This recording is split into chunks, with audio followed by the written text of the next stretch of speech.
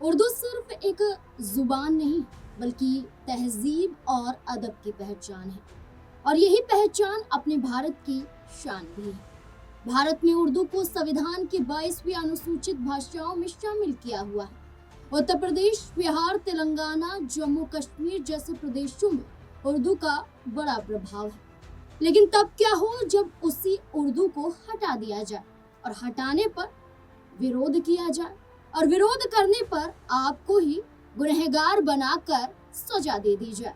नमस्कार, मैं हूं नाज़मीन खान और आप देख रहे हैं हमारा खास प्रोग्राम जम्मू कश्मीर। जम्मू कश्मीर भारत का अभिन्न अंग है, जहां उर्दू बोली ही नहीं जाती बल्कि लोगों के जहन में बसी हुई है।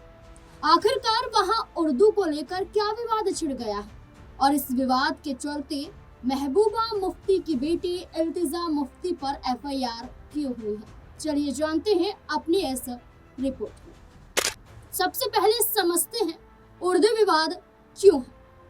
साथियों, जम्मू कश्मीर में उर्दू भाषा का विवाद राजस्व विभाग की भर्तियों से जुड़ा हुआ है, जहां राजस्व विभाग में उर्दू की अनिवार्यता खत्म करने का फैसला सरकार द्वारा लिया गया है।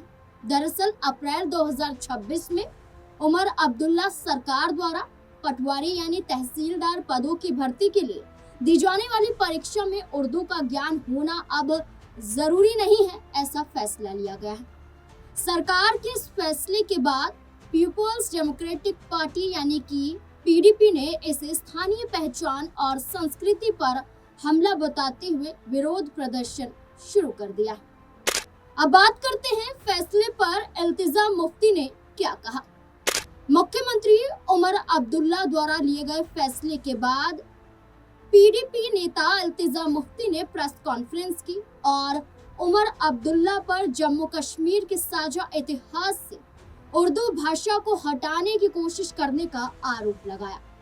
उन्होंने प्रेस कॉन्फ्रेंस में कहा, इसमें कोई शक नहीं है, हमारी सरकार जिसका नेतृत्व मुख्यमंत्री उमर अब्दुल्ला कर रहे हैं, धीरे धीरे उर्दू को सिस्टम से हटाने की कोशिश कर रहे हैं। उर्दू जम्मू कश्मीर में समाज और समुदाय के हर वर्ग की भाषा है। मैं उमर अब्दुल्ला से पूछना चाहती हूँ कि 9 जुलाई 2025 को जब वे राजस्व मंत्री थे, ऐसा आदेश क्यों जारी किया गया जिसमें कहा गया था कि डिजिटलीकरण केवल अंग्रेजी में ही किया जाएगा। उर्दू को हटा दिया गया और हम सभी जानते हैं कि इसके बाद हमें तहसीलदारों और पटवारियों से कई शिकायतें मिली बढ़ती गड़बड़ियों को लेकर, जहां हरियाणा मॉडल लागू किया गया और इस तथ्य के बावजूद कि हमारे सभी पुराने दस्तावेज उर्दू में राजस्व विभाग पर अंग्रेजी थोप दी गई। आगे उन्होंने कहा, अप्रैल 2026 में उमर अब्दुल्ला की सरकार के तहत चूंकि राजस्व विभाग उनके अधीन आता है, एक और आदेश जारी किया गया। मैं उसकी प्रति साझा करूंगी, ऐसा प्रेस कॉन्फ्रेंस में इल्तिजा मुफ्ती कहती हुई नजर। 14 अप्रैल 2026 की एक अधिसूचना जारी की गई जिसके तहत SRO 74 राजस्व भर्ती सेवा नियमों में संशोधन किया गया। क्या बदलाव किए गए? अगर आप जम्मू कश्मीर के निवासी हैं और पटवारी या तहसीलदार के पद के लिए आवेदन कर रहे हैं तो अब आपको केवल स्नातक होना जरूरी है। राजस्व विभाग में भर्ती के लिए उर्दू की अनिवार्यता का जिक्र करते हुए इल्तिजा मुफ्ती ने यह भी कहा कि जो पहले अनिवार्यता हुआ करती थी उसे अब खत्म कर दिया गया है।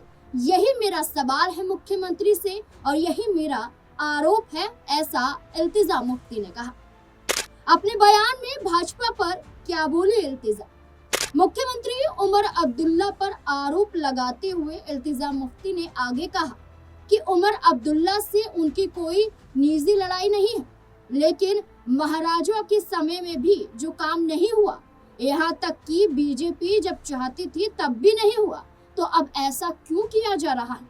उन्होंने सरकार से सवाल किया कि आपको उर्दू से दिक्कत क्या है, हमारे साझा इतिहास से उर्दू को क्यों हटाया जा रहा है। सदियों से उर्दू जम्मू कश्मीर की आम भाषा रही। क्या लोगों ने उन्हें इतना बड़ा जनादेश इसलिए दिया है कि वे हमारी भाषा को ही मिटा दें? जो हमारी संस्कृति और पहचान का एक बहुत बड़ा हिस्सा है। क्या आप ये सब बीजेपी के इशारों पर कर रहे हैं? ये जम्मू कश्मीर के युवाओं पर भी एक बड़ा हमला है, ऐसा इल्तिजा मुफ्ती ने कहा।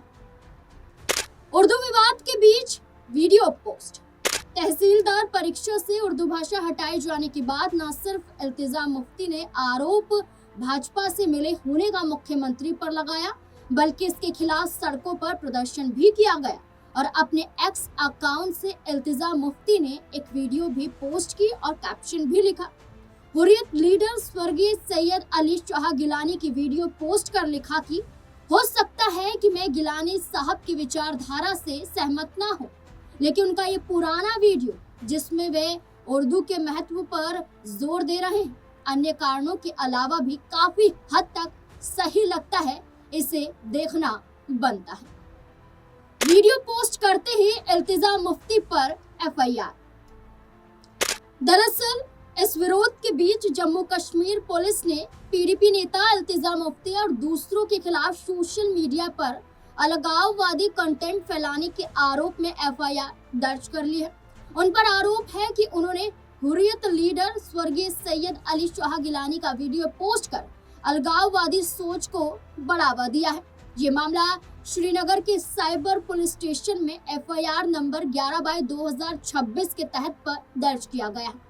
ये मामला डिजिटल प्लेटफॉर्म के जरिए अलगाववादी सोच को बढ़ावा देने वाला वीडियो और दूसरे मटेरियल के फैलाने के बारे में मिली जानकारी के बाद दर्ज किया गया है। ये सामग्री गैरकानूनी गतिविधियों को भड़काने और भारत की शांति, संप्रभुता, अखंडता को नुकसान पहुंचाने के इरादे से फैलाई जा रही थी, ऐसा एफआईआर में कहा गया। कानून व्यवस्था बिगाड़ने की कोशिश भी आरोप। पुलिस ने कहा कि प्रारंभिक जांच से पता चलता है कि इस तरह की सामग्री का प्रसार डिजिटल प्लेटफॉर्म के जरिए अलगाववादी और देशद्रोही विचारधारा को फैलाने का जानबूझकर प्रयास किया गया था। ऐसी गतिविधियों से जनता में असंतोष भड़क सकता है, सार्वजनिक व्यवस्था बिगड़ सकती है और राष्ट्रीय एकता को नुकसान पहुंच सकता है। पुलिस के अनुसार भारतीय न्याय संहिता की धारा 152, 1996 1 और 1953 1 बी, सी और 2 के तहत अपराध बनते हैं। इसी आधार पर साइबर पुलिस स्टेशन श्रीनगर में एफआईआर दर्ज कर जांच शुरू कर दी गई है। अधिकारियों ने बताया है कि हुर्रियत लीडर स्वर्गीय सैयद अली शाह गिलानी की एक पोस्ट की जांच भी चल रही है। कौन है सैयद अली शाह गिलानी? सैयद अली शाह गिलानी जम्मू कश्मीर के एक प्रमुख अलगाववादी नेता थे। उनका जन्म 29 सितंबर 1929 को जम्मू कश्मीर के बांदीपोरा इलाके में हुआ था और 1 सितंबर 2021 को श्रीनगर में उनका निधन हुआ। गिलानी लंबे समय तक कश्मीर में भारत विरोधी और पाकिस्तान समर्थक राजनीति का बड़ा चेहरा माने जाते थे। वे ऑल पार्टीज हुर्रियत कॉन्फ्रेंस के कट्टरपंथी धड़े के नेता रहे और बाद में उन्होंने तहरीक ए हुर्रियत नाम का संगठन बनाया। ये पहले जमाते इस्लामी जम्मू एंड कश्मीर से जुड़े थे और 1972, 1977, 1987 में सोपोर सीट से विधायक भी चुने गए थे। बाद में उन्होंने चुनावी राजनीति छोड़कर अलगाववादी आंदोलन का नेतृत्व किया।